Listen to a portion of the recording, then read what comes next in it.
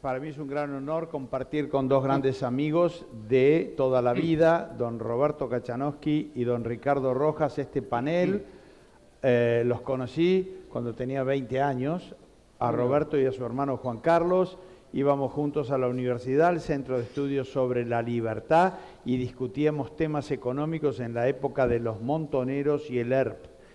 Con Ricardo Rojas íbamos a discusiones y tertulias para discutir primero la escuela austríaca, después cuando aparecieron los primeros objetivistas en el país. ¿Te acordás, Ricardo, de Manfred Schieder y de Miguel Fishman y de todo el grupo un pequeño grupo de objetivistas que discutían la rebelión de Atlas, la virtud del egoísmo y el caso del matafuegos, que es un caso famoso del objetivismo argentino que algún día comentaremos. Allá está Sergio Casais, que se acuerda de esa historia y participaba de esos debates que terminaban casi a las trompadas, pero nos entreteníamos mucho.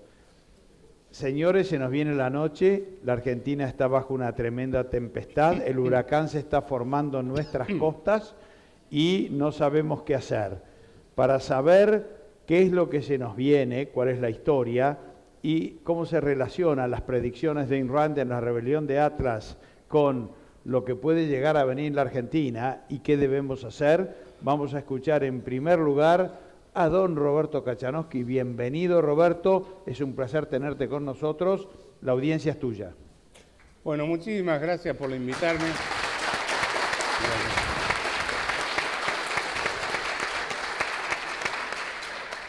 Esperen a que termine, cuando yo termine de contar lo que pienso, van a salir todos corriendo a las 6 ya, pero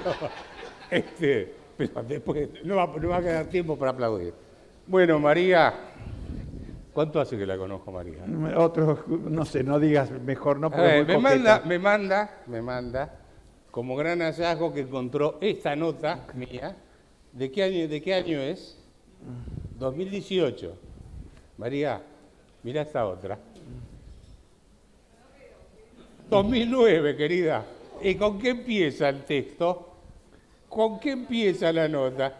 ¿Sí? Había que tener coraje en esa época, en el 2009, para publicar en La Nación una nota que empezaba con el título de Ayn Rand, y eso significaba tener cierta inspección de la FIC, como la tuve, ¿viste? Pero después era parte del costo. Lo que te quiero decir es, el tema Ayn Rand y la rebelión de Atlas lo he usado muchísimo yo en la Argentina para describir nuestra larga decadencia. Obviamente que no podés cargosear todo el tiempo con las frases de Ayn Rand, pero yo creo esta nota en particular generó un revuelo bárbaro en su momento, porque les aclaro a los que no son argentinos que La Nación, en el 2009 era uno de los diarios de mayor circulación, hoy es Infobae, por los medios, ¿no? Lo hemos dicho en el programa, vos has venido a mi programa de televisión y lo hemos hablado, con vos lo hemos discutido, así que este primer tema, yo supongo que la mayoría de ustedes habrán leído La rebelión de Atlas, si cuento el final se la aguantan, pero básicamente, ¿qué es? Un grupo de gente que termina siendo agotada de la expoliación del Estado para mantener a un grupo de otra gente. ¿Estamos de acuerdo? Esa es la esencia, ¿sí? Es la idea del libro, la estoy resumiendo. Bueno, en Argentina es eso. ¿Por qué quise pasar un PowerPoint? No de caprichoso, quiero mostrar algo. Espérate que tengo que encontrar los datos primero. A ver, vamos a poner este primero. ¿Qué es esto? Si yo no leo bien desde acá, es el gasto público consolidado entre la nación, provincias y municipios. O sea, se suma todo lo que gasta la nación, todo lo que gastan los municipios y todo lo que gasta la nación, las provincias y los municipios.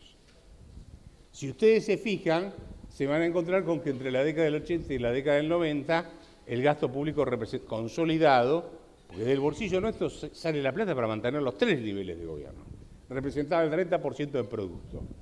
De golpe se fue al 47%, son 17 puntos más.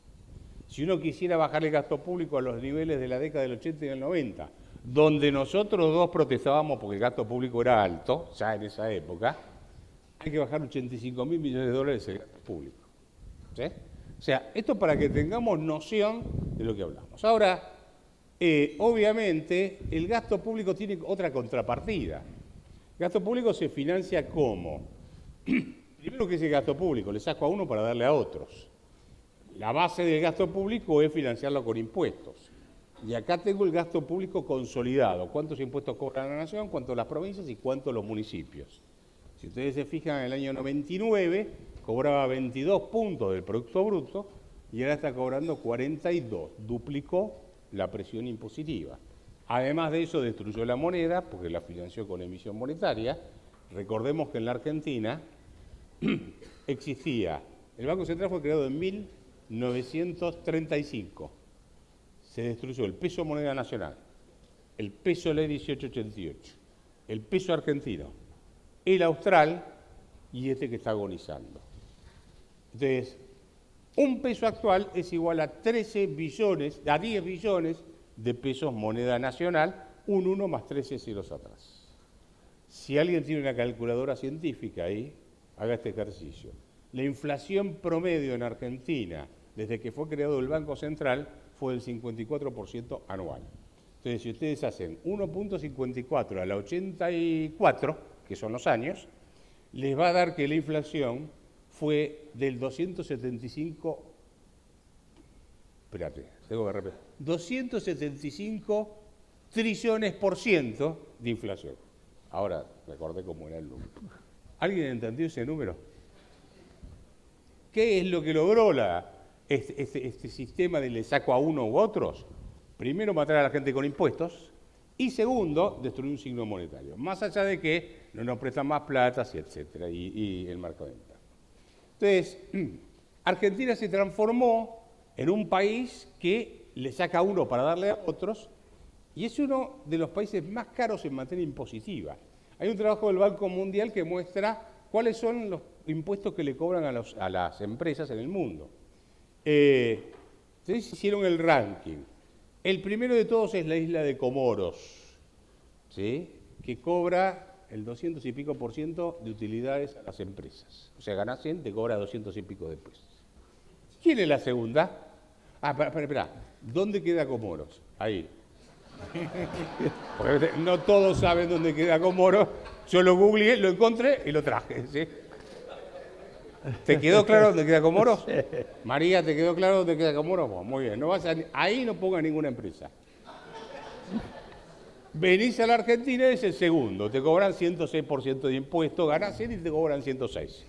Hay toda una explicación en la cual no voy a abundar porque me dijeron que tengo que dialogar después. Así que primero, yo obedezco, pero todavía tengo unos 5 minutos más. Dale tranquilo. Muy bien. Bueno, este es el promedio mundial, etcétera. Este es el déficit fiscal que tuvo Argentina. Espera, déjame encontrar lo que quiero mostrar. Ahora, entonces la pregunta es, ¿en qué gasta Argentina de golpe ese 47%? ¿En qué? Bueno, por ejemplo, en la época del kirchnerismo se gastaron, ustedes recordarán que había tarifas de subsidios baratos. O sea, la luz era barata, el transporte público, etcétera.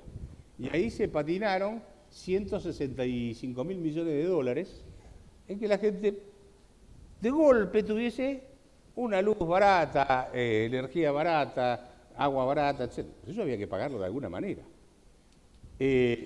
Esto, bueno, otro gráfico, estos son los puntos porcentuales. Estos son los que se llaman beneficiarios de jubilaciones y pensiones. A ver, sí, jubilaciones y pensiones. Ustedes saben que en la Argentina hay un sistema de reparto, por el cual los que estamos en la actividad pagamos un impuesto para que los que están jubilados reciban una jubilación. El kirchnerismo dijo de golpe, y bueno, vamos a meter 3,5 millones más de jubilados, los 3 que hay. O sea, duplicó la cantidad de jubilados. Para que un sistema de esto, porque el que inventó esto fue el pícaro de Bismarck, ¿sí? Que dijo, yo les voy a dar una jubilación y cuando lleguen a los 75 años van a cobrar. Lo que pasa es que la gente se ponía a los 50. Pero el tipo no era ningún gil. Le sacaba la plata, sabía que nunca iban a poder cobrar cuando llegara a los 75, porque ninguno llegaba a los 75. Bueno, acá el sistema funciona donde tiene que haber 4 en actividad por cada uno en retirado. Así que ahí la relación en Argentina da 1 a 1. O sea, tenés un jubilado y un retirado. Con lo cual el sistema explota. Explotaron el sistema. ¿Sí? ¿Ese cuál es? Beneficiarios de pensiones por invalidez. no contributivas. Bueno, ahí esa es la evolución que tuvo. Yo el que más hincapié hago es en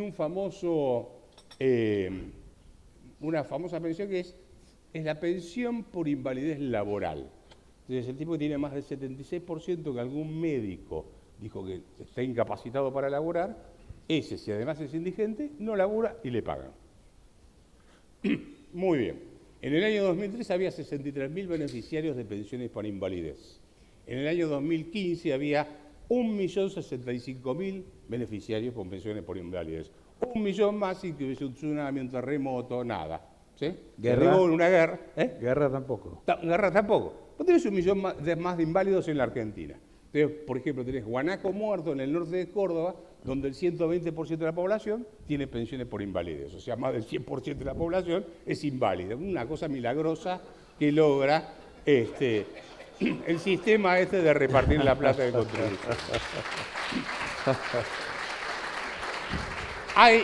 Es más, si ustedes hay un tipo en Formosa, donde, no me acuerdo el nombre ahora, tengo ahí toda la carpeta de los datos, tipo, tiene pensiones por invalidez y hay 15 de la familia. Esto debe ser congénito. A ninguno le gusta laburar. Entonces, los 15 tienen pensiones por invalidez, pero el tipo es tan piola que mete su foto paseando por Ipanema en Facebook encima.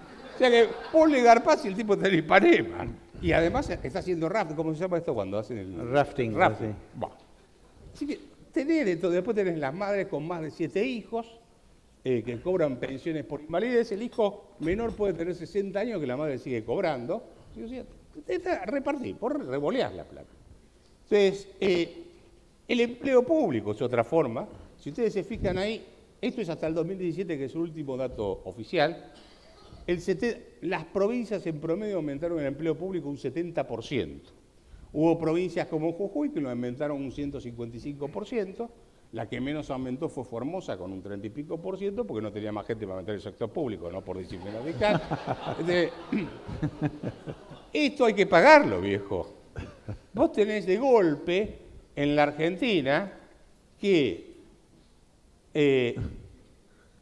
aumentaste la cantidad de empleo público para supuestamente terminar con la desocupación. Entonces, vos fijate, tenés gente que labura en el Estado y que vive del contribuyente.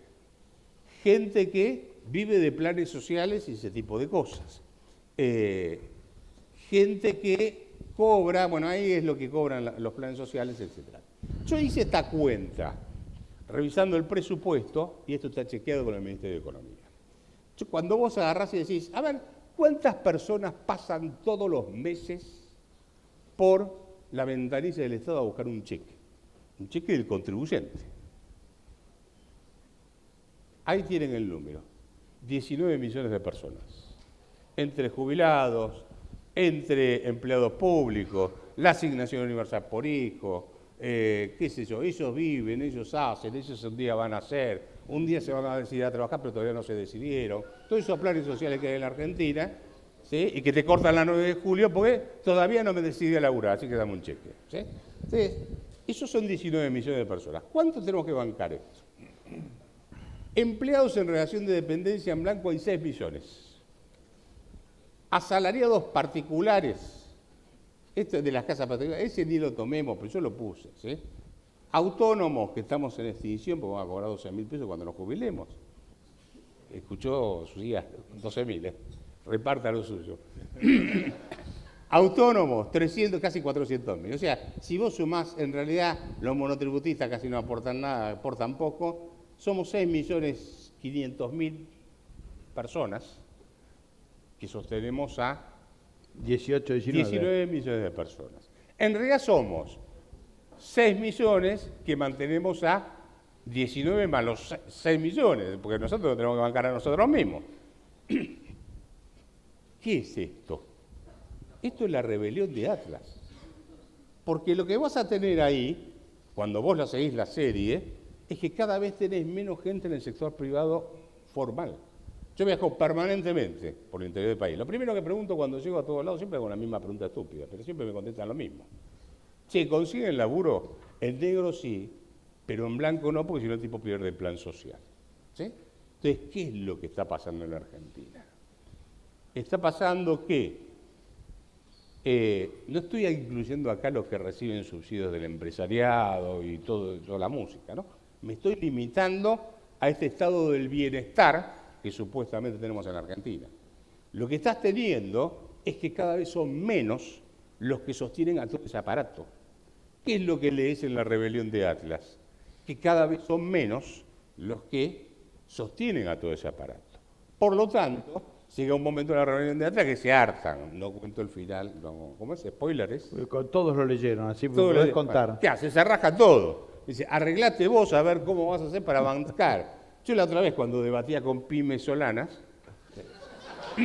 porque tenía 35 empleados, le iba a decir, mirá, tomate en serio esto, porque un día la gente no va a querer trabajar y te vas a tener que poner a laburar en serio, vos y tus 35 empleados, porque no va a haber quién te banque, porque cada vez son menos los que aportan al sistema y se rajan. Se van a Uruguay, o se van al exterior, etc. De manera que, voy cerrando así, no me gritan. Dale. Señores, Argentina es la rebelión de Atlas.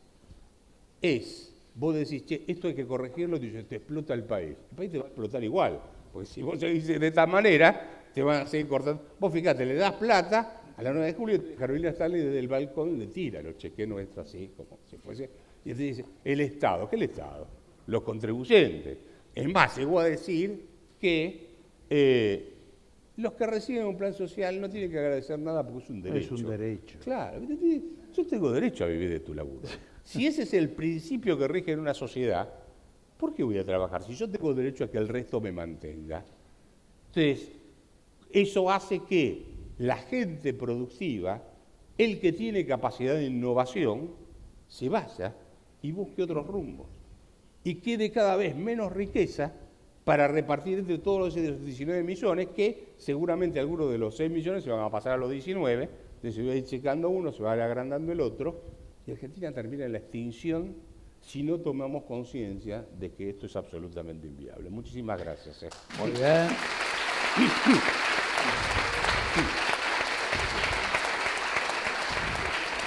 Me porté bien. Acaba de hablarles don Francisco D'Anconia, que les explicó lo que está ocurriendo a los industriales y a todos ustedes para que empiecen a encontrar dónde está el Valle de Galt y cuáles son las razones para irse. Pero acá tenemos un gran industrial que acaba de descubrir una forma de aleación que permite que los rieles sean livianos y mucho más seguros. Mr. Hank Rearden lo tenemos aquí también, o tal vez John Galt escondido, no sabemos. El juez Ricardo Rojas, que lee Ayn Rand desde los 20 años y está en la justicia, tiene mucho para decirnos. ¿Hay alguna similitud entre la rebelión de Atlas y la República Argentina, Ricardo? Bueno, a ver, yo publiqué una novela hace 25 años, donde esto ya estaba descrito. ¿Se escucha bien? ¿Se escuchan? No. ¿Ahora? Ahí, sí. Yo creo que, a ver, Roberto nos plantea la explicación en ¿Se escucha bien? Help, podemos traer, muchachos. A ver, ahí, lo voy a tener así. Si no tenemos los labios, no está. Si bien... Espera que vienen a ayudarte, así hablas tranquilo. Sí. ¿Ahí me escuchan? Sí. Bien. Si bien Roberto explicó recién con claridad los fundamentos económicos de por qué llegamos a donde estamos, yo quería concentrarme por ahí unos minutos en explicar los fundamentos filosóficos y fundamentalmente los fundamentos morales de por qué llegamos aquí. Probablemente a mediados de los 50, cuando Rand escribió La rebelión de Atlas, en Estados Unidos lo habrán visto como una distopía, una novela de ciencia ficción de algo que en Estados Unidos no podría pasar. Hoy en Argentina lo podemos leer casi como un manual de cómo van a suceder las cosas. Y eso tiene que ver porque buena parte de lo que Ayn Rand en la ficción mostraba en los años 50 sobre cómo se podía llegar a destruir los fundamentos morales de la sociedad americana. En Argentina es la forma en que los valores han sido desarrollados durante por lo menos todo el siglo XX. Y por eso es que tal vez sería bueno enfocarnos en 3 o 4 puntitos. Ustedes saben, Ayn Rand describía la filosofía con una visión de alguna manera evolutiva, ¿no? Desde, digamos, en cuanto a las ramas de la filosofía, comenzando por la metafísica, la epistemología, la ética y la política. Y para llegar a la política primero tenemos que pasar por las 3 primeras. Y las 3 primeras involucran a las personas. Entonces uno se podría preguntar qué es lo que hay en los principios metafísicos, epistemológicos y éticos que han nutrido a la sociedad argentina durante el siglo XX, si ustedes quieren, y lo que va del XXI. Ahí puede tener una pista de por qué esto que estamos viviendo hoy es la consecuencia natural de la forma en que nos hemos comportado durante todo ese tiempo. El principio metafísico básico, el problema metafísico básico es la evasión de la realidad. O sea, en una sociedad donde hay más incapaces que personas, y por lo tanto hay más gente que cobra subsidios que personas, y a nadie le parece que eso pudiera ser contrario a las reglas de la realidad. Está empezando a tener un problema. Nosotros vivimos en una sociedad donde cualquier cosa puede suceder, cualquier cosa puede ser real, basta que lo pensemos con el suficiente optimismo y la suficiente fuerza, pensamos que cualquier cosa que se nos ocurra puede suceder. La realidad cada tanto nos da un cachetazo y nos muestra que si no empezamos reconociendo que las cosas son como son, que no se puede comer la torta antes de cocinarla, vamos a tener problemas. Punto 1. Punto 2. Argentina es un país en el cual la razón, como la veía Rand, como una facultad individual de analizar la realidad, como una facultad que requiere un esfuerzo individual, y ahí es donde está lo más complejo. O sea, nadie razona automáticamente. Razonar lleva un esfuerzo que ustedes tienen que decidir hacerlo. En Argentina esa decisión no la toma la mayor parte de la gente. Entonces, pareciera que cualquier cosa, nuevamente, que uno quiera hacer, la puede justificar con racionalizaciones o la puede justificar recurriendo al misticismo o alguna otra cuestión. Sin embargo, nuevamente, la realidad es la que nos da el baldazo de agua fría para mostrarnos que si uno actúa en contra de la realidad y si uno no utiliza la razón para tomar decisiones, a la larga va a tener problemas. Y si uno actúa de esa forma, finalmente tiene problemas respecto de cómo elabora sus principios morales, qué considera valioso y qué no considera valioso. Si ustedes recuerdan los 3 valores que Ayn Rand elaboraba como principales o importantes dentro de la noción de ética que Ayn Rand desarrolló, ¿no? Razón, propósito y autoestima, ¿no? Son 3 valores que en Argentina están fuertemente devaluados. Argentina ha vivido en términos de colectivismo, en términos de grupo, en términos de tribu. ¿Somos nosotros o son ellos? Esta mañana yo estaba pensando más o menos por dónde encarar esto y de pronto prendo la televisión y veo la imagen de la puerta del Club Gimnasia de Esgrima, donde un montón de gente se peleaba para conseguir inscribirse como socio para ver a Maradona mañana debutar como técnico, y se mataban, ¿no? Y uno que atrás gritaba, vuelve el Diego y vuelve Cristina. Y yo decía, ojalá pudiera traer esta imagen y proyectarla hoy, no tendría más que decir al respecto. Y bueno, pero esa gente, esas personas que hacen eso, son consecuencia de décadas y décadas de haber decidido desconectar el uso de la razón, del análisis de los problemas, del análisis de la realidad y de la forma en que cada uno de nosotros elabora sus valores. Ya en realidad deja de ser, hemos perdido por ese camino el valor que nosotros nos conferimos a nosotros mismos como personas, la autoestima que Ayn Rand digamos, invocaba como uno de los valores fundamentales. Lo que hace es que nosotros deberíamos considerar que somos lo suficientemente valiosos como para valernos por nosotros mismos y buscar nuestro propósito, el otro gran valor, según Ayn Rand, cada uno por el camino que quiera, en la medida en que no vulnere ni viole derechos de otras personas. Eso, desgraciadamente, se perdió en Argentina, se perdieron esos valores, y las formas de interacción son formas tribales, ¿no? La premisa tribal de la que hablaba Ayn Rand es mi grupo contra tu grupo, y es más, yo diría, en Argentina siempre la gente discute sobre cuándo se empezó a destruir el país. Si fue en la Revolución del 30, si fue con Perón, si fue con Irigoyen, si fue con Aleix Peña. En realidad, desde 1810 ya se venían matando, nosotros estudiamos a los patriotas con el manual del secundario, pero ya desde entonces se venían matando y encarcelando unos a otros por poder.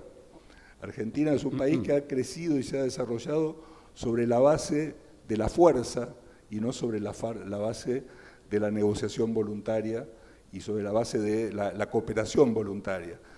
Y no hay, digamos, la realidad no puede ser evadida. O sea, si ustedes actúan de una manera determinada, como decía Ayn Rand, uno puede desconocer la realidad, pero no puede desconocer las consecuencias de ignorar la realidad. Y lo que estamos viviendo ahora son las consecuencias de ignorar la realidad, de cómo deberíamos comportarnos como seres humanos, y aquello que Ayn Rand vislumbraba como algo que podía pasar, y yo hace 25 años lo ayorné a lo que pasaría en Argentina, cuando todavía en los principios de los 90 no estábamos tan mal. En El Amanecer. Sí.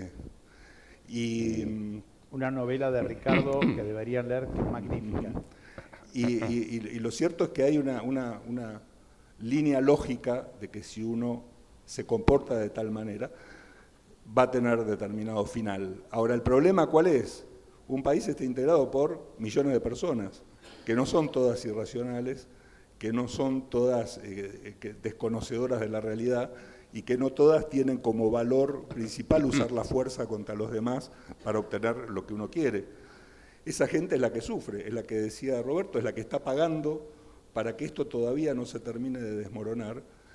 En la idea de Rand, esa gente terminaba haciendo lo que, como se ha dicho, ¿no?, la única huelga que no se ha hecho nunca en la historia, que es la huelga de cerebros, ¿no? Esta gente que decía, ustedes podrán usar mi cuerpo, podré trabajar como guardavías, como John Galt, pero nunca van a tener mi mente. El producto de mi mente me lo reservo para mí. Y buscó la forma de abstraerse de todo esto. Obviamente eso es difícil. La solución que yo daba en mi novela pasaba por otro lado, pero lo cierto es que la discusión filosófica, por eso estos son tan buenos este tipo de reuniones, porque en realidad, digamos, uno puede analizar la coyuntura, pero la coyuntura es producto de determinadas ideas y de determinados valores. Y si queremos cambiar la coyuntura, primero tenemos que cambiar los valores y tenemos que cambiar las ideas y nuestra concepción sobre la realidad. Así que, bueno, digamos, para empezar, mi mensaje es ese, ¿no? Es decir, somos el producto de la forma en que se ha estado comportando la gente durante el último siglo. Es razonable o lógico que suceda esto, y para empezar a cambiarlos tenemos que empezar a cambiar los paradigmas y los principios. Muy bien, también merece un fuerte aplauso. Ahora, ¿me permitís? Sí, yo te quería pelear un poco, ¿eh? No, pero espera, antes de comentario pelearme. breve, dale. Yo mostraba antes 19 millones de personas, 6 millones. ¿En qué se transformó la democracia en Argentina? En una competencia populista. Porque cuando vos tenés que salir a buscar votos, te dices, bueno, a ver, si yo le digo a esto que le voy a sacar, tengo 19 millones de personas en contra. Entonces le digo, a vos te voy a reventar, son 6 millones de personas, maximizás tu voto haciendo una competencia populista. y me dejas, vos me decías, ¿cuándo empieza? Sí. Si lo encuentro, ahí está, mirá. Cuando Argentina se incorporó al mundo y usó las reglas de la Constitución de 1853-60, exportábamos entre el 2 y el 3% de las exportaciones mundiales. Hoy exportamos, en la punta se ve, el 0,3% del total de las exportaciones mundiales. O sea, Argentina exporta, cuando no hay sequía, 70.000 millones de dólares. Si hubiese mantenido su participación en el comercio internacional, tendría que haber exportado 570.000 millones de dólares. Hay un montón de riqueza que nunca se generó por escondernos. Ahora, ¿ven dónde cae la curva? ¿Sí? Miren bien dónde cae la curva, ¿eh? ¿Qué año es? ¿Quedó? ¿Qué año, no veo, ¿qué año es? La década del 40. ¿Te suena? Curioso. Ahora, te voy a mostrar otro dato. El ingreso per cápita por habitante de los datos de Angus Madison.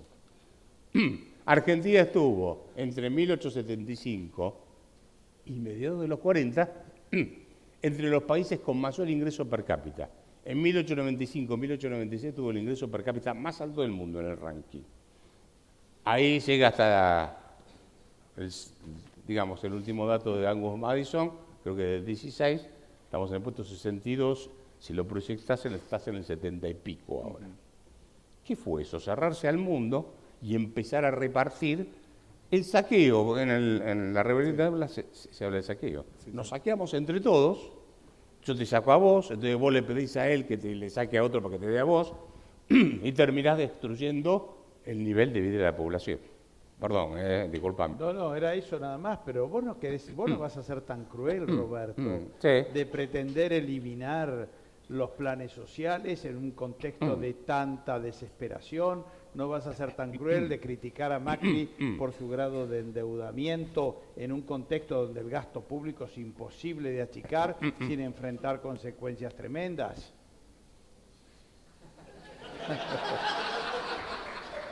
¿Qué le dieron? Por favor. ¿O vas a pretender abrir las fronteras y que toda la industria nacional quiebre? ¿O vas a ponerte... No, toda no, pero gran parte sí. A ver, vamos a ponerlo de esta forma. El argumento básico siempre te corre por ese lado. ¿Y qué hacemos con la gente que vive hoy de un plan social? Y yo le pregunto, ¿y qué hacemos con la gente que hoy se levanta todos los días con lluvia, frío, calor, tormenta, lo que sea, viaja en el bondi para pagar los impuestos de ese tipo que le hace el piquete y encima no puede llegar a laburar porque el tipo le hace el piquete? ¿Sí? Por eso propuse el Plan Nacional Adopte un Piquetero. ¿Y en qué consiste? Claro, porque he visto por televisión que muchos periodistas y analistas dicen, no, ¿y qué hacemos con esa gente? Y bueno, ustedes son tan solidarios que yo propongo que se abra un registro nacional donde cada uno se anote. Digo, yo adopto tantos piqueteros, pues yo soy bueno. ¿Sí? Y el tipo te pide supone 50.000 pesos. Bueno, pagalo de tu bolsillo, pues yo tan bueno, y después lo podés deducir del impuesto a las ganancias, eso sí. Hasta ahora, abrí el registro, no se anotó nadie, viejo. Voy para allá. Robert, si utilizamos los argumentos de los objetivistas que nos han torturado durante 2 días, ¿qué va a ocurrir con aquellos que no tienen recursos para pagar su propia educación? ¿Qué va a ocurrir con aquellos que no tienen recursos para pagar su propia salud? ¿Podemos ser indiferentes al sufrimiento en una situación realmente en un contexto tan complejo, Ricardo? Mirá, cuando Ayn Rand en uno de sus trabajos en la virtud del egoísmo dice, la próxima vez que le pregunten qué hacemos con los pobres en una sociedad libre, dígale, usted haga lo que quiera con su dinero. El punto es, la pregunta ya está mal hecha. Yo no tengo que hacer nada por nadie, ni vos tampoco. Es decir, la gente no depende de mí. Desde el momento en que vos invocás el principio de que todo el país depende de la decisión que tome alguien, estás estableciendo un esquema de colectivismo. Y a partir de ahí, todo el mundo va a depender de la decisión que vos tomes. Entonces, ni vos ni yo tenemos que hacer nada por nadie. En todo caso, si yo trabajo, le puedo ofrecer, si yo crezco porque soy muy productivo, seguramente le ofreceré trabajo a mucha gente, o ofreceré productos que mejorarán su nivel de vida. De hecho, si vos querés poner ejemplos, Los países más libres y con mayores índices de libertad económica son los que menos pobres tienen y aquellos en los que los pobres viven mejor que los pobres en otras partes. De modo que uno de los problemas graves que Argentina tiene es que ha organizado su política alrededor del principio de que hay que gobernar para los pobres. Y en eso coinciden prácticamente todos los partidos políticos. Cuando vos gobernás para los pobres, lo único que generás sos pobres. Porque, mira, hace 2 noches yo estaba dando clases en la Facultad de Derecho. Maestría, programa de maestría en Derecho de Economía. Mis alumnos, abogados y economistas. Sobre el análisis económico del derecho penal. Una chica me mira y me dice, pero bueno, la gente delinque porque tiene necesidades. Y si alguien no tiene una casa, bueno, tiene que robar. El Estado le tendría que dar una casa. Entonces yo le pregunto, bueno, ¿y el Estado cómo hace para darle una casa? Era como si le hubiera preguntado sobre los agujeros negros, ¿no? Nunca había pensado en su vida de dónde hace el Estado para conseguir la plata. Una abogada. Entonces me dice, bueno, de la plata que el Estado tiene, de los impuestos. Entonces le digo, vos sos consciente de que lo que estás proponiendo es generar pobreza a través de la redistribución. ¿Cómo generar pobreza? Y sí, porque el que paga impuestos está dejando de invertir. Al dejar de invertir, deja de contratar empleados, está echando gente. Para mantener a unos hay que echar a otros. Nadie invierte y todo se va. Le digo, miren, si ustedes no entienden un principio tan elemental como este país no tiene futuro. Si ustedes son abogados y economistas, no pueden entender que la riqueza no surge esotéricamente, no hay solución. Y que tenés que violar el derecho de propiedad para eso, ¿no? Por supuesto. Lo que pasa es que, perdón, sí. creo que los políticos vendieron astutamente la idea de que ellos tienen el monopolio de la solidaridad y la bondad. Seguro. Y que todos los demás somos unos cretinos que nos morimos en la gente. Yo puedo asegurar que la gente individualmente es mucho más solidaria y ayuda a la gente que los políticos. Los políticos usan ese argumento para hacer un negocio político, porque en realidad no hacen solidaridad, hacen un negocio político de clientelismo político. ¿Vos te pensás que estaba en La Rioja hace poco y me dicen, acá tenemos que el 65% de la gente trabaja en el Estado?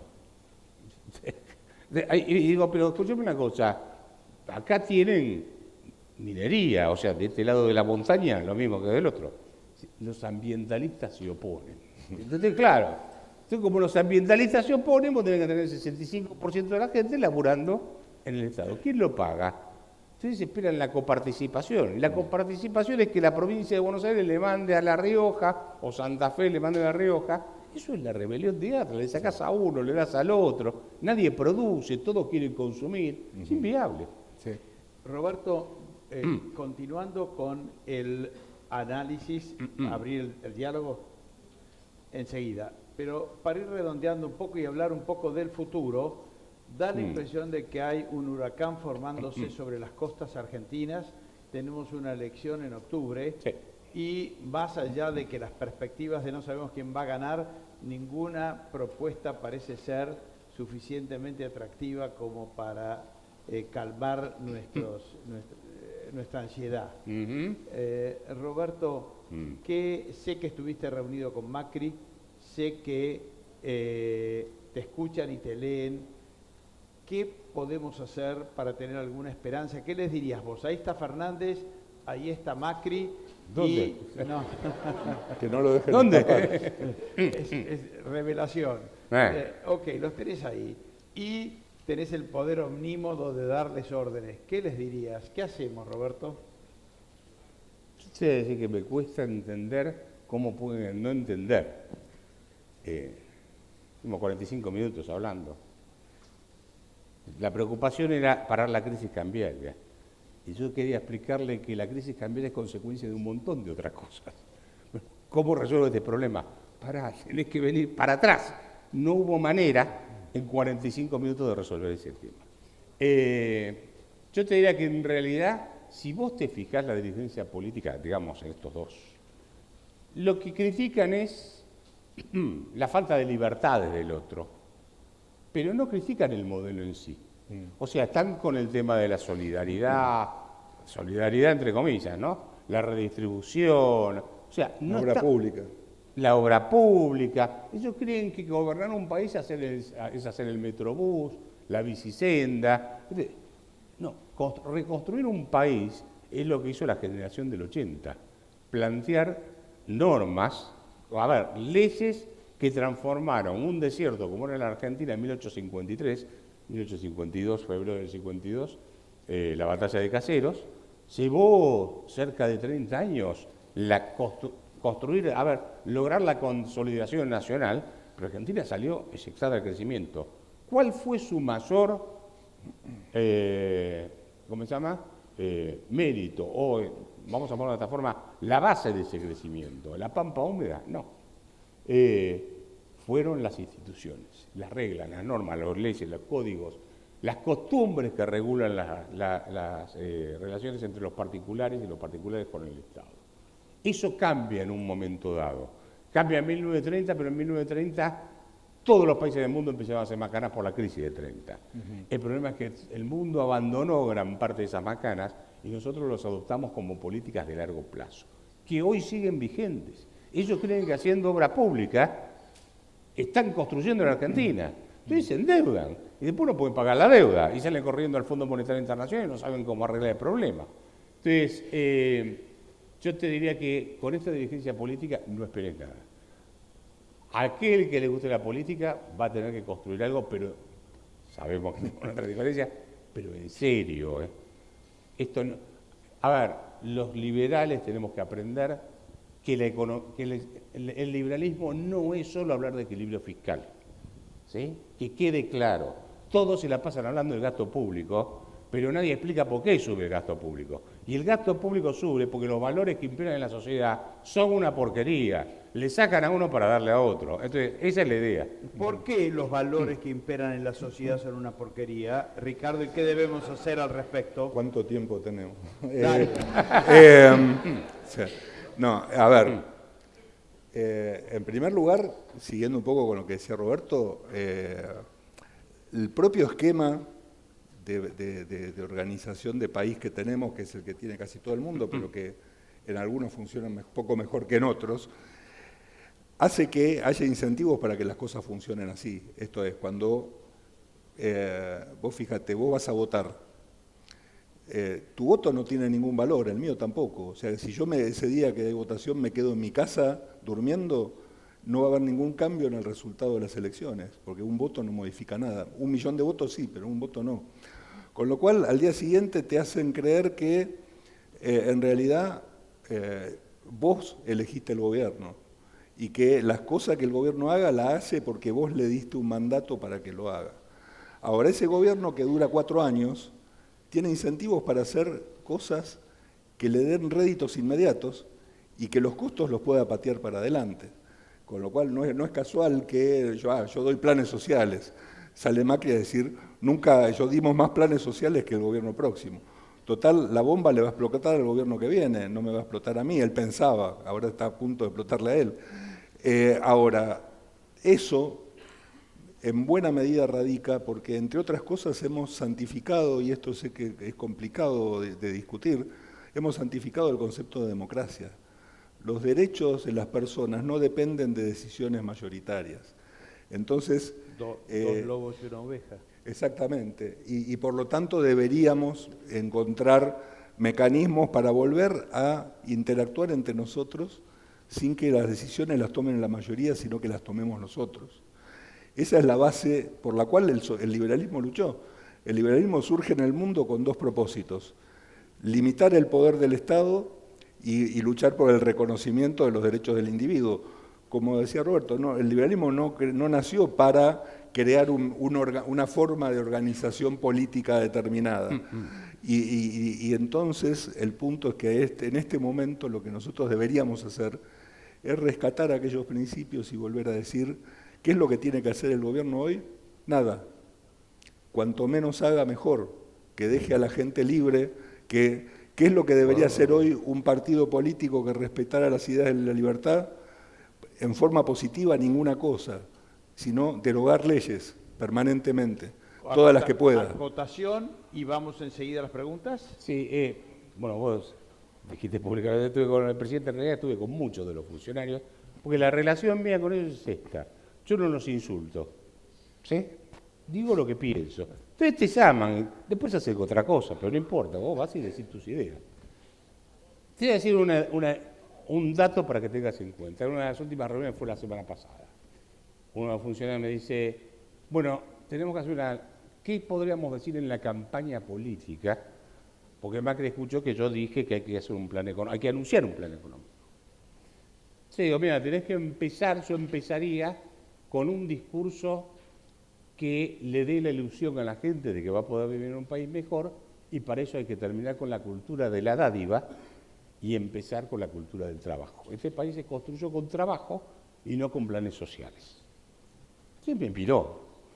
Entonces me dice, pero mira, digo, escúchame, no te funcionó, le pusiste a la Villa 31 un montón de plata y perdiste por 47 puntos. Dice, no, porque yo puse en Parque Patricio no sé cuánta plata, arreglé las plazas y no me votaron. O sea, que el tipo está pensando que vos lo vas a votar porque le arreglaste la plaza o le pusiste el Metrobús. No está pensando en las reglas o las normas que tiene. Tienen una idea totalmente distinta a la que nosotros tenemos en la cabeza. Sí. Por eso yo no sé si esto es reparable con lo que tenemos hoy como dirigencia política. Disculpame que te haya... No, señores, me parece que estos dos señores merecen un fuerte aplauso y abro flor.